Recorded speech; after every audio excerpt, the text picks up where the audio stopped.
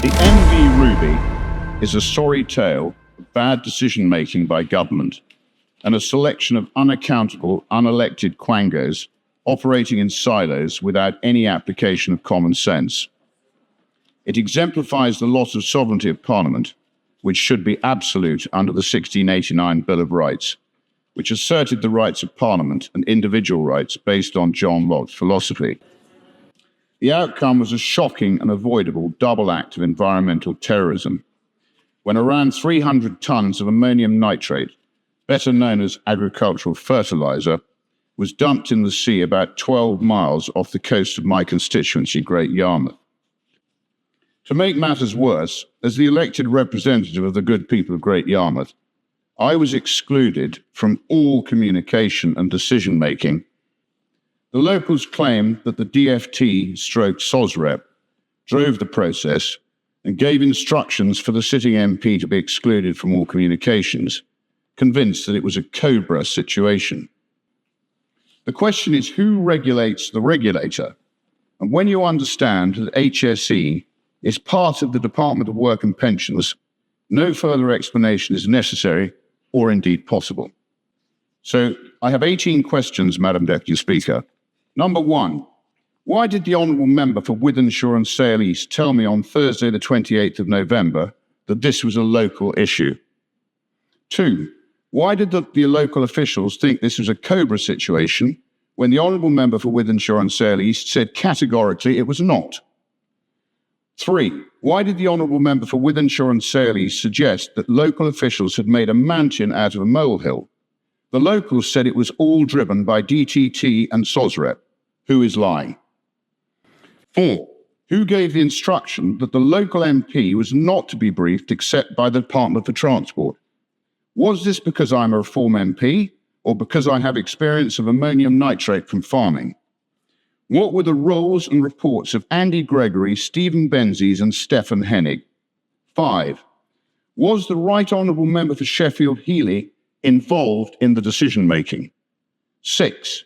Was the Right Honourable Member for Sheffield Heeley's resignation on Friday the 29th of November in any way linked to the unjustifiable outcome involving dumping of approximately 300 tonnes of potentially contaminated ammonium nitrate with bags? Was it a coincidence this was less than 24 hours after my briefing by the Department of Transport? 7. Why was it described as potentially contaminated? Was it physically tested before dumping? Is there a certificate to prove that? 8. Why were the polypropylene double-skinned waterproof bags dumped with the ammonium nitrate? When used in farming, the bags are emptied and recycled. 9.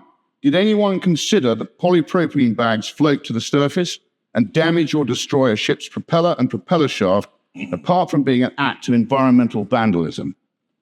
10. Why was the view of Peel Ports, experts in handling ammonium nitrate, not acted upon? They claimed that the double-skinned waterproof bags at the bottom were stained but dry. 11. Why did HSE throw their weight around and threaten prosecution / enforcement of Peel Ports if one bag was unloaded onto the dock? 12. Why were local fishermen, local fish markets and Dutch fishing vessels not informed of the decision to dump offshore in my constituency, Great Yarmouth? 13. How close did Great Yarmouth come to evacuation? Why was this withheld from the elected representative of Great Yarmouth? Who knew what and when? 14. Was the balance of the cargo safely unloaded by Peel Ports? 15. Is it fair to say that the owners and operators of MV Ruby were forced into the decision to dump ammonium nitrate in bags at sea? 16. Who signed off on this gross act of environmental terrorism without a test certificate? How can this have happened? 17. Why do both the Harbour Master and Peel Ports agree that this matter was not handled well and the wrong outcome happened? 18. Does this House agree that the government was right to exclude an elected member of Parliament by diktat, thereby undermining Parliament and showing disrespect for the good people of Great Yarmouth? And on that note, Madam Deputy Speaker, may I wish you a very happy Christmas, all the parliamentary staff and all my fellow MPs. The MV Ruby is a Maltese flag vessel that was damaged during a storm on the 23rd of August 2024, not long after leaving the port in northern Russia. The vessel entered UK waters on the 24th of September 2024 under international legal provisions.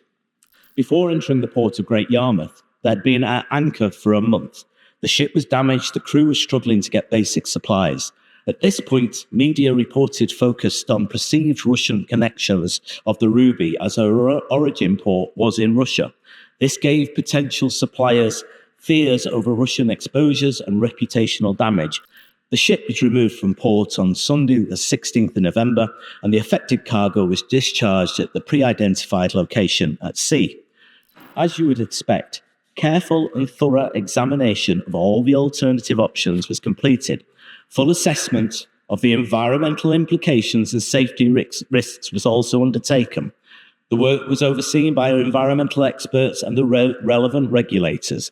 We have been assured by scientific experts from both DEFRA and the East of England Environmental Group that ammonium nitrate is not a persistent chemical, and with sufficient dilution, it will dissipate without leaving a trace. I must emphasise that there was no evidence that any of the remaining cargo was potentially contaminated, and this was borne out by events.